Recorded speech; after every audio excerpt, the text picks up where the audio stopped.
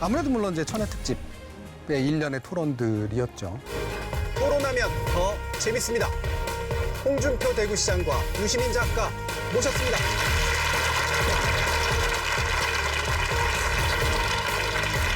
근데 국민들이 정치력이 없는 대통령을 뽑았어요.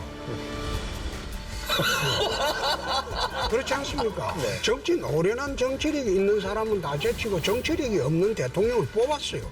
그런데 정치력이 없는 대통령을 다 뽑아놔 놓고 왜 그 탓을 하느냐요. 그러니까 지금 어떤 특정한 정책을 잘못했기 때문에 지지율이 떨어졌고 이런 게 아니에요. 지금 윤 대통령의 지지율이 낮은 것은 아예 우리의 생각을 들어볼 생각도 않고 고려해주지도 않는다는 판단 때문에 아니 대통령이 나라 운영하라고 뽑아준 자리인데 내 마음에 안 든다고 해서 안 내킨다고 해서 안 해요? 그거는 뭐 내한테 묻지 말고 대통령실에 물어봐요. 실드가 안 되시는구나. 알겠습니다. 그건 내가 답변 못하겠어. 말씀 잘하시는 분들도 나오고 옛날도 회상하고 토론의 의미를 되새기는 그리고 많은 청취자 시민 농객들과 함께하는 좋은 자리였었기 때문에 뭐 백미는 여전히 이제 그 천회 특집에 둘러싼 그곳이 남긴 또 유산 또 우리가 그 유산을 또 많이 또 계승했잖아요 그 뒤로. 백분 토론, 토론하면 좋은 친구 이소영 더불어민주당 의원 그리고 이준석 국민의힘 전 대표 나와주시죠.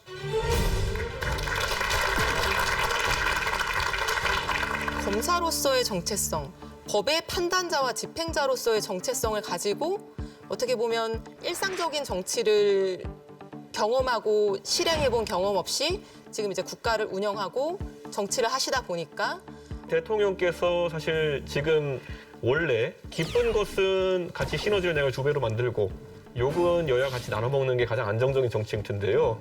모든 걸 독점하시려다 보니까 욕을 두 배로 다 드시고 계시는 상황이 된 거예요. 토론을 평상시에 이렇게 많이 하는 자리에 계시진 않으셨어요, 두 분이? 유승민 대표님은 토론하면 재미없는 친구예요. 굉장히 제가 진보 쪽에서 정말 토론하기 좋은 친구 그렇게 느낍니다. 네. 그게 이제 이태원 참사 1년 그리고 오송촌 참사 같은 것 사회적 재난에 관련해서 우리가 또 그 외에도 이제 잼버리 관련된 토론도 있었고요. 올해 유난히 좀 그렇게 좀 많았잖아요. 작년에 이어서.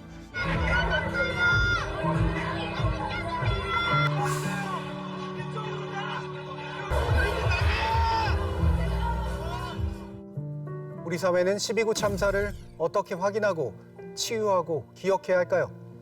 오늘 백분 토론에서 그 의미를 짚어봅니다. 그거는 참 어려운 토론이에요. 예. 그러니까 왜냐하면 국민적 정서라는 게 있고 유족이라는 분들이 또 계시고 그런데 이거를 또 정쟁화하려는 또는 정파화시키려는 흐름이 있고 그러다 보니 토론은 또 어느 정도는 정치적 견해가 갈리는 부분을 받아 안아야 되는 상태도 있고 그렇기 때문에 생기는 어려움들이 분명히 좀 있었다고 보거든요.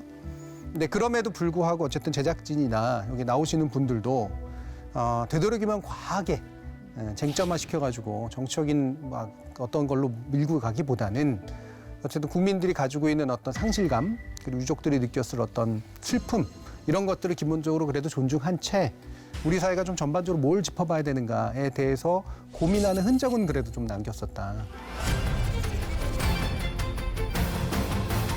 그래도 토론은 진행돼야 된다. 그리고 우리 민주주의는 토론만으로 바뀌지 않지만 토론이라는 필수적 그 단계 없이 민주주의는 절대 진척되지 않는다. 네. 저는 그 부분에 대한 신념을 어쨌든 올해 내내 얘기하고 싶었고요. 대선 이후에 뭐 큰 선거들은 없는 이제 하나였었으니까 총선으로 가면은 또 이제 다른 종류의 토론들이 만들어지긴 하겠습니다만 휴지기라고 볼 수 있는 이 시기에 토론이 어떤 면에서 보면 약간 이제 위축될 수도 있는데 그때일수록 그 분위기 자체는 유지해 갈 필요가 있다. 그리고 좀 있으면 정치의 계절이 오겠죠. 네. 그리고 정치의 계절은 어쩔 수 없이 정당과 정치의 문제로 상당 부분은 토론이 진행이 될 겁니다. 근데 그 다음에 올 것은 무엇이냐, 그러면. 저출생 문제, 기후변화에 관련된 문제, 특히 우리가 맡고 있는 경제 위기의 문제, 국제안보에 관련된 문제, 엄청나게 많은 현안들이 있고요. 이게 현재 국민들로 하여금 굉장히 불안하게 만들고 있는 요소들이에요. 하지만 기성 정치가, 기성의 제도가 이걸 의제화시키지 못했습니다. 그리고 그 의제화를 못 시켰기 때문에 우리 백분 토론도 의도만큼 그걸 의제화를 못 시킨 면이 있어요. 어느 쪽이 먼저 해야 되는지 모르겠지만 하지 않으면 안 될 겁니다. 예.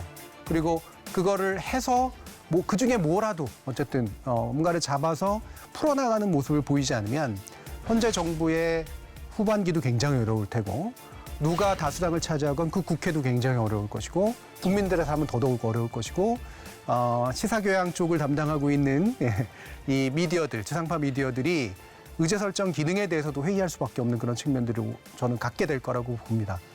그거를 이 총선 이후에 어떻게 예비할 것이냐, 많은 것들을 남겼다고 생각을 해요.